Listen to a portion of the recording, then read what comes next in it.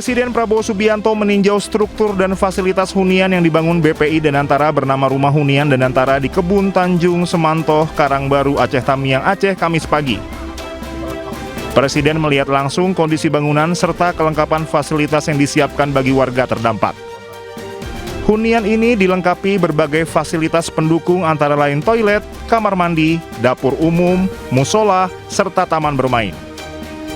Hunian ini juga dilengkapi fasilitas tempat tidur, kipas angin, serta akses wifi gratis untuk menunjang kebutuhan dasar para penghuni. Sebanyak 198 unit telah selesai dibangun pada 1 Januari 2026, disusul total 600 unit yang akan siap huni pada 8 Januari 2026. Danantara menargetkan pembangunan hunian secara keseluruhan mencapai 15.000 unit dalam 3 bulan.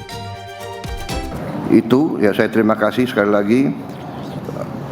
Saya nanti minta koordinasi yang ketat karena tadi dilaporkan ke saya bahwa kebutuhan rumah seluruh 3 provinsi adalah sekitar 90.000. Nah, ya kan? Tiga provinsi yang rusak berat. Apakah yang 15.000 nanti bagian dari 90.000 itu? Itu yang harus dibicarakan. Ya. Usai meninjau pembangunan hunian sementara, Presiden menggelar rapat terbatas dengan 10 Menteri Kabinet Merah Putih, Gubernur dan Wakil Gubernur Aceh, serta Bupati Aceh Tamiang.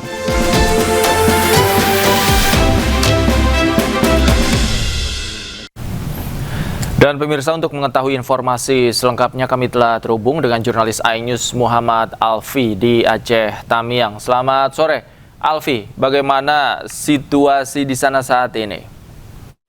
Selamat sore, Davi.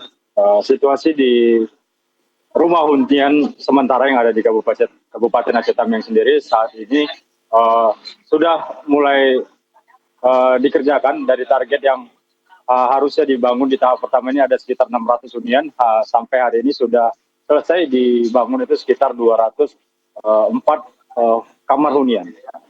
Dan tadi pada pukul 11, pada pukul 12 waktu Indonesia Barat, Presiden Prabowo sendiri juga sudah berkunjung untuk meninjau secara langsung lokasi pembangunan rumah hunian sementara bagi warga yang terdampak banjir bandang pada hampir 1 bulan yang lalu. Seperti itu.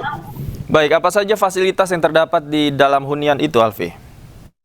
Ya, untuk fasilitas yang terdapat di dalam hunian sendiri, terdapat satu buah tempat tidur atau satu buah kasur, bantal, serta disediakan juga di area ini taman bermain untuk anak, serta musola dan juga wifi gratis untuk dapat digunakan para warga yang nantinya menempati rumah hunian sementara ini. Bisa Anda perlihatkan kepada kami dan pemirsa di rumah bagaimana situasinya? Ya, untuk situasinya sendiri, saat ini, begini, ini adalah kamar hunian yang berukuran sekitar 5 kali 5 meter, di mana di dalamnya itu terdapat 2 buah kasur. Namun tidak semuanya terdapat 2 buah kasur, ada juga di beberapa kamar yang hanya memiliki 1 buah kasur serta kipas angin di dalamnya untuk dapat membuat ruangan ini menjadi sedikit memiliki udara begitu. Karena kita tahu Aceh Tamiang sendiri merupakan wilayah yang cukup panas, di mana selain itu di kamar hunian ini juga terdapat di beberapa ruangan itu sebuah lemari kecil dan kipas angin serta 2 buah tempat tidur. Alfi, boleh ditunjukkan di mana letak kamar mandinya, Alfi? Kalau tadi Anda sebutkan ada kamar mandi juga dan toilet yang memang dibangun di sana. Untuk kamar mandi sendiri saat ini dibangun tidak di dalam kamar, melainkan posisinya itu merupakan terpisah di luar bangunan yang dijadikan kamar mandi umum. Hanya beberapa kamar mandi itu digunakan untuk seluruh warga yang ada di hunian sementara ini. Namun untuk di dalam kamar sendiri itu tidak memiliki kamar mandi seperti ini. Total ada berapa kamar mandi yang dibangun di Huntara itu? Nah, kalau sampai hari ini saya belum tahu jumlahnya, dan untuk saat ini kamar mandi sendiri masih terdapat beberapa kamar mandi portable, di mana untuk bangunan kamar mandi sendiri sampai saat ini belum terlihat ataupun belum ada yang selesai dibangun karena masih dalam proses pembangunan. Baik. Dari informasi yang Anda terima, mungkin Anda sempat berbicara dengan para warga terdampak yang akan menghuni Huntara itu. Bagaimana pendapat mereka terhadap Huntara yang sudah dibangun? Kalau untuk para warga sendiri, tadi ada beberapa saya wawancara secara langsung, di mana banyak dari masyarakat yang rumahnya terdampak banjir, namun masih bingung untuk mendaftar secara langsung bagaimana caranya bisa mendapatkan rumah hunian sementara ini. Dan untuk saat ini warga sendiri belum ada yang bisa menempati sejumlah kamar ataupun rumah hunian sementara ini yang sudah selesai dibangun. Di mana tadi Presiden sendiri juga datang hanya untuk sekedar meninjau secara langsung progres pembangunan yang tengah berjalan kurang lebih dari 6 hari. Baik, terima kasih Muhammad Alfi melaporkan langsung dari lokasi hunian sementara di Aceh Tamiang. Selamat sore Alfi, selamat bertugas kembali. Sebelumnya pemirsa, Presiden Prabowo Subianto memilih untuk menghabiskan malam tahun barunya bersama pengungsi di Tapanuli Selatan, Sumatera Utara. Selain memberikan semangat bagi korban bencana, Presiden Prabowo juga nonton bareng film Jambo dengan anak-anak penyintas bencana.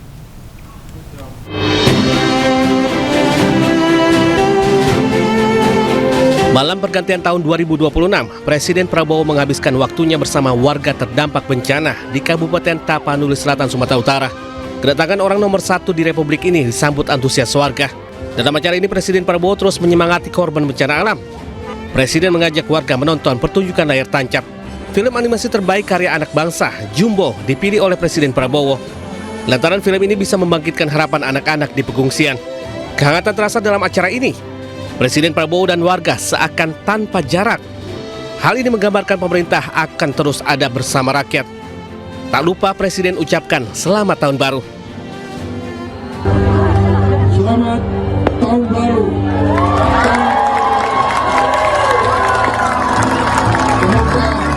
Semoga Yang Maha Kuasa selalu memberi yang terbaik kepada kita semua.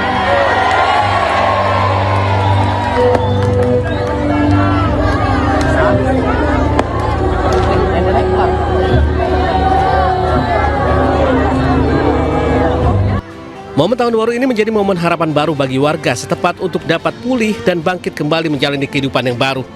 Tim Liputan News melaporkan. Pemirsa, pastikan penanganan cepat. Presiden Prabowo Subianto 7 kali tinjau daerah terdampak bencana di Sumatera. Kunjungan dilakukan untuk memastikan percepatan penanganan darurat serta pemulihan di daerah terdampak. Ya, dan saya bersyukur keadaan sudah membaik, walaupun kita semua masih prihatin, tapi kita bekerja keras supaya segera memulihkan keadaan. Presiden Prabowo Subianto secara simultan terus memonitor perkembangan penanganan pasca bencana Sumatera, baik dengan terjun langsung ke lokasi bencana maupun memimpin rapat terbatas untuk memperoleh perkembangan terkini. Kamis 18 Desember kemarin, Presiden mengunjungi lokasi bencana di Kabupaten Agam, Kabupaten Padang Pariaman, dan Kabupaten Tanah Datar. Prabowo meninjau titik pembangunan hunian sementara, posko pengungsian, pembangunan jembatan, serta percepatan pemulihan semua infrastruktur. Selama bencana 3 minggu terakhir ini, Prabowo telah mengunjungi Aceh sebanyak 3 kali, Sumatera Utara 2 kali, dan Sumatera Barat 2 kali. Kunjungan ini dilakukan sebagai bagian upaya kepala negara memastikan percepatan penanganan darurat serta pemulihan di daerah terdampak. Presiden juga memantau distribusi bantuan, proses evakuasi warga, serta langkah-langkah pembukaan akses jalan. Prabowo menyampaikan musibah yang terjadi di sejumlah wilayah merupakan penderitaan dan tantangan yang turut dirasakan bersama-sama sebagai satu bangsa. Di tengah cobaan dan berbagai bencana yang melanda, Presiden yakin dapat mengatasi setiap ujian yang dihadapi secara bersama-sama. Kehadiran Presiden di lokasi bencana diharapkan memperkuat koordinasi lapangan dan memastikan seluruh upaya penanganan berjalan efektif, cepat, dan terkoordinasi. Pemerintah terus bekerja memastikan keselamatan warga serta percepatan infrastruktur penting di wilayah terdampak. Tim Liputan iNews melaporkan.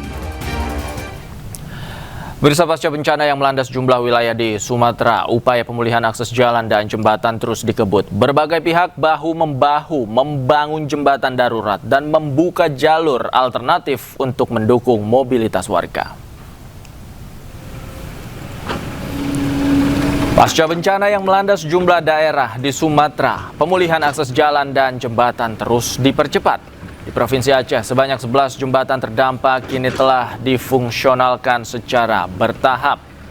Salah satu yang kini sudah dapat dilalui adalah jembatan Lawe Mengkudu.